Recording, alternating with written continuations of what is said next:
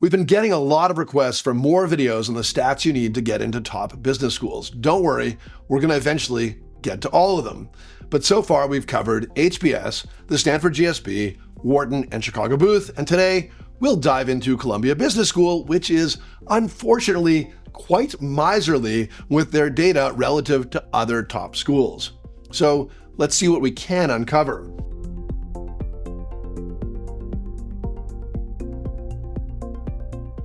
One of the interesting things we discovered in our analysis of Chicago Booth was that a so-called finance school actually had more incoming students from consulting, even if it was just 6 more students than those from finance. So what's the verdict for CBS?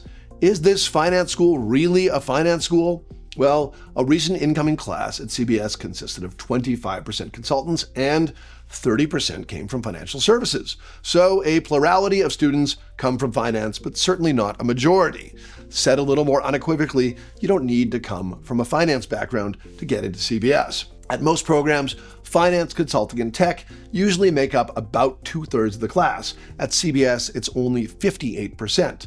32% of the class comes from marketing, government, real estate, manufacturing, and more. CBS is far more diverse professionally than one might imagine, and more so than peer schools. CBS is 44% female, which is in line with HBS, the GSB, and Booth. Wharton leads M7 programs with 47%, though it's only fair to note that Fuqua leads overall with 51% women. Again, with respect to race and ethnicity, CBS is quite similar to its peers.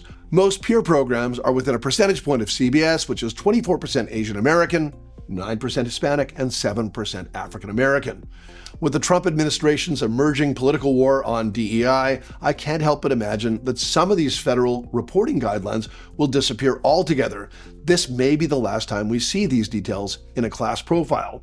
Still, I can also imagine that constructing a diverse class is important to CBS, as it's generally considered business education orthodoxy that diversity of experiences enriches a class. So even if reporting disappears, the class composition should still remain diverse.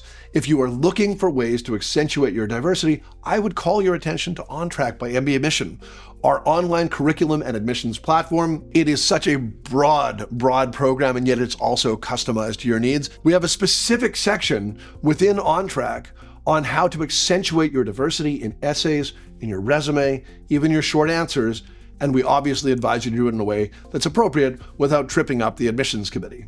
Check it out. All of that said about OnTrack, let's move back into CBS's pure stats, the stats that applicants love to analyze. And again, CBS is unfortunately a little bit stingy. With a 3.6 average GPA, CBS is right on par with Chicago Booth and pretty close to Wharton at 3.69, HBS at 3.7, and the GSB at 3.75. We're really talking about the slightest differences across hundreds of applicants, and these differences tend to vary slightly from year to year as well. While you hopefully performed well in college and are at or above the averages at Columbia Business School, know that your high GPA is unlikely to get you into CBS. I've seen applicants with GPAs as low as 2.6 get into CBS, though that is unusual. Anything under a 3.0 is quite challenging. And while CBS doesn't give a range of GPAs, our guess is that the middle 80% range is about a 3.3 to 3.9. If you're in that range, you can probably rest easy because your GPA is backward looking. As long as you perform well on the GRE or the GMAT, your GPA may not matter as much as you think. While CBS doesn't publish its percentage of test takers for each test like other schools do, they have historically had far more GMAT takers. Still, that doesn't mean that the GRE is a disadvantage at all. Both tests are considered to be equal, and CBS notably even accepts the executive assessment. So if you're struggling on the GMAT or GRE, you may want to transition to the executive assessment, as it may give you new life in this process because the schools are less concerned about their averages on the executive assessment. In fact, CBS doesn't even publish an average on the executive assessment. We generally feel that a 155 on the executive assessment is a safe score. With respect to the GRE, the average score was 162 on both the quant and verbal. That's a touch under the 163 HBS averages, but again, we're talking about a mere point. Similarly, CBS's GMAT average is a 732, and our assumed range, because again, they don't provide that, is about a 600 to 780 based on what happens at peer schools. It's our best educated guess. CBS's GMAT average overall is nearly identical to its peers, Chicago and Wharton, and that new GMAT average, if you're looking for an anchor for your new GMAT score, 675 to 685 on the new GMAT. While applicants should always be shooting to be above average, that, of course, belies the nature of averages. Again, CBS doesn't publish ranges, but let's give our best guess on the middle 40% of the class, where we feel scores are generally clustered in a safer zone. The middle 40% is likely about a 159 to 165 on the GRE, so if you're there, you're probably in a safer range, and a 710 to a 750 on the old GMAT, or a 665 to 715 on the new GMAT. Again, just to be clear, a little bit of conjecture here because they don't publish the averages, so we're basing this on our client experiences and on the data other schools provide. We usually discuss national representation in these stats videos, but this may be a bit of a theme you figured out right now. CBS doesn't share much data here. 46% of its applicants are, quote, international citizens, which we understand to mean multiple passport holders. Most programs use this distinction to inflate their numbers because having two passports is not exactly the same as being international.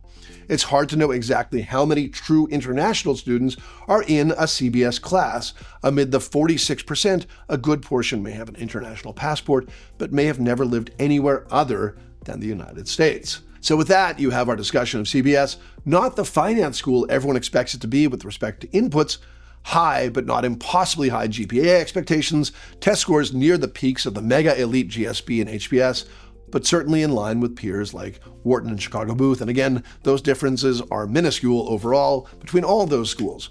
Nearly 1,000 students will enter their full-time and J-term classes, so if the class composition seems foreboding, know that many will clear the bar. Students have an average of 5 years of pre-MBA work experience, and this admissions consultant wishes CBS would provide all the data we need so that you could get a better sense of the class. Don't miss the next video on what it's really like at Columbia Business School.